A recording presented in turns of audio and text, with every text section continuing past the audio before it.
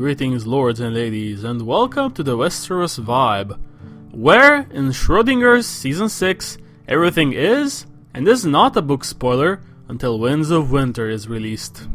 Before we start, I would like to remind you that links to every article or video covered this week can be found in the video description below. Also in the description you will find timestamps, so that you can choose which stories you will want to view.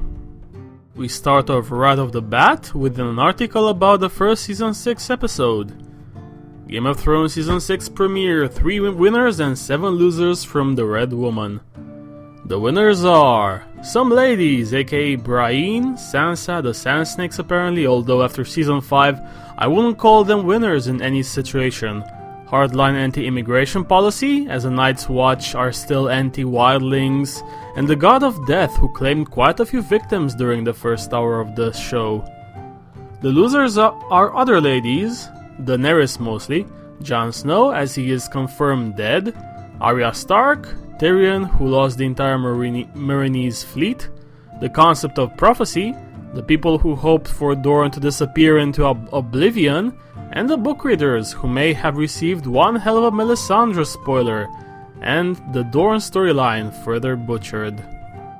Moving on to Maisie Williams on Game of Thrones, blind Arya and impatient fans.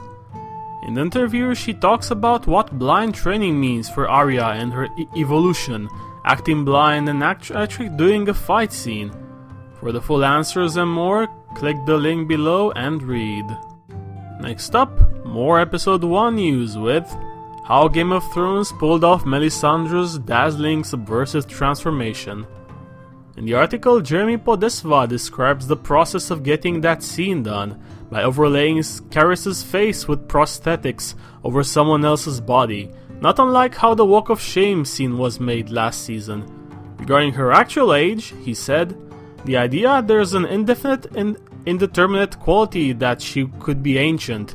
We were limited by choosing to use a real person rather than a complete CG creation, because what does a 400-year-old person looks like? We don't know. So if you try to create that, then you're creating something that looks beyond our known reality. Here you feel like she's very old without putting a number on it." In other news, Maisie Williams crashes a random Game of Thrones viewing party. Sure, if it's her it's okay, but if some random schmuck on the street does it, it's suddenly uncool and creepy. Double standards, anyone? Moving on to more Season 6 news with HBO releases descriptions for episodes 2 and 3. Episode 2, entitled Home, has the following description. Bran, Isaac Hempstead Wright, trains with the three-eyed raven, Max von Sydow. In King's Landing, Jaime, Nikolai Coster-Waldau, advises Tommen, Dean Charles Chapman. Tyrion Peter Dinklage demands good news but has to make his own. At Castle Black, the Night's Watch stands behind Thor and Owen Teal. Ramsay Bolton, Ewan Rion, proposes a plan, and Balon Greyjoy, Patrick Malahide, entertains other proposals. What we can gather from this is that Bran will finally make his triumphant return to the screen. Jaime will try to manipulate his illegitimate son into acts unbefitting of a king. Tyrion is in denial about the real situation in Meereen. Traitors will be traitors. Ramsay will probably get his pink letter moment, and Balon Greyjoy may finally reunite with his brother Euron. Episode 3, Oathbreaker, has this description. Daenerys, Emilia Clarke, meets her future. Bran meets the past. Tommen confronts the High Sparrow, Jonathan Pryce. Arya Maisie Williams trains to be no one. Varys, Conleth Hill, finds an answer. Ramsay gets a gift. Of course, by the time this video is posted, episode 2 will already be out, so what I said above may seem wrong, but let's speculate on episode 3 nonetheless. Dany will undoubtedly arrive in Vaes Dothrak and see the Dosh Khaleen. We get our first flashback regarding Robert's rebellion probably. Arya will continue to get beaten to a pulp. Varys potentially solves a Marine issue, and Ramsay may receive men from a northern house as tribute. Next up, Game of Thrones Season 6 premiere hits new ratings high. The magic number is 8 million viewers, overtaking the season 5 finale by 400,000. Congratulations are in order, and may it gain even more viewers. On the flip side of that good news, once again Game of Thrones triggers online piracy frenzy. For more information, read the article by following the link below. In other news, is that a spoiler? The new Game of Thrones dilemma for book fans. The article discusses the Melisandre reveal in terms of book canonicity. It seems to confirm a theory that has been floating around for quite some time. However, until the book is released, we can only speculate on the exact circumstances, age, and identity of Melisandre. Moving on to the title for Season 6, Episode 4 may have been leaked. Careful for potential spoilers. The title is Book of the Stranger, and it clearly refers to death. It could be the episode in which Cersei's trial by combat will take place, or where the High Septon and his faith militant bite the big one, or where Septimary Bowl may reveal a certain believed dead character to still be alive. In any case, we will await confirmation. Next up, Jonathan Pryce compares High Sparrow to Pope Francis. Alongside that comparison, another statement was the following. It's interesting to play him because in the past, I've been completely unsympathetic to what some characters are saying. Any kind of right-wing character, any kind of extremist character, and I've shied away from taking those roles. I don't want to be that person, and yet I went into the High Sparrow aware of that. Everything he's doing this season was hinted at in the last season, and his intolerance is there for all to see. I quite like the fact that people are going, oh, he's a horrible character, and I'm going, no, he's one of the good people in Game of Thrones.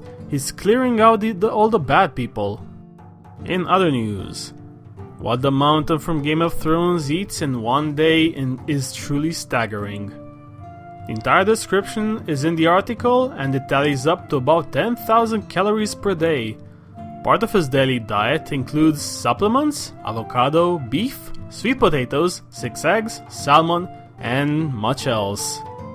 Moving on to Game of Thrones Season 6 Episode 5 title leaks. But what does the door mean? There are a few significant doors in the world, both literal and figurative. For example, there is the red door from Daenerys' childhood, which she keeps remembering in the books, and may tie to her past not being as she remembers. There is the black and white door to the temple of the many-faced god. It can be a door closing between two characters, or in other words, a breakup moment. Or the door with the rusty iron hinge, which the drowned god priest Aaron keeps going back to, which has some significance to Euron. Next up, a Game of Thrones fan tried to bribe Sophie Turner to learn Jon Snow's fate. Apparently Miss Turner is not fond of cakes with questions on them. Who knew? In other news, Jon Alfahu, Khal Moro. More fine Dothraki scenes are on the way. The Khal who forgot there are better things in life than a naked woman, although when the woman in question is Daenerys, there is a case to be made, has taken to Skype and among others, he reveals that him and Emilia developed some inside jokes for their dialogue. So we'd have little jokes, me and Emilia, with our own little pidgin Dothraki here and there, and I'd slip in some Samoan and Tongan words and try to put her off. Moving on to young actor Matteo Elesi discusses his casting in Game of Thrones Season 6. As many people saw in Episode 2, Matteo plays the role of young Benjen Stark in our first flashback of the season, courtesy of Bran's training. Moving on to the lands of YouTube, we have more videos to mention this week. Channels which have released a video discussing Gandor reviewing the season premiere are Elio and Linda's channel, AltShiftX, Vassals of Kingsgrave, who put out 2 of them, Emergency Awesome, Rad Team Review, Preston Jacobs, and Westeros History, who have released a show-only discussion and one which touches upon book connections. Westeros History have released a discussion about A Dance with Dragons Epilogue. Emergency Awesome has released a Q&A about Episode 1 and a video about the episode title leaks. Preston Jacobs has released a Q&A about his reviews of Episode 1 in the third part of his Deeper Doran discussion. Vassals of Kingsgrave have released a Targaryen discussion about Aegon II, and a theory discussion video about Cersei. Red Team Review has released a Q&A about his season premiere discussion. That is the news for the week ending on May 1st. I hope you have enjoyed it. If you have, please like, share, comment and subscribe, and stay tuned. Goodbye everyone, and hopefully you Orthodox viewers have had a fine Easter.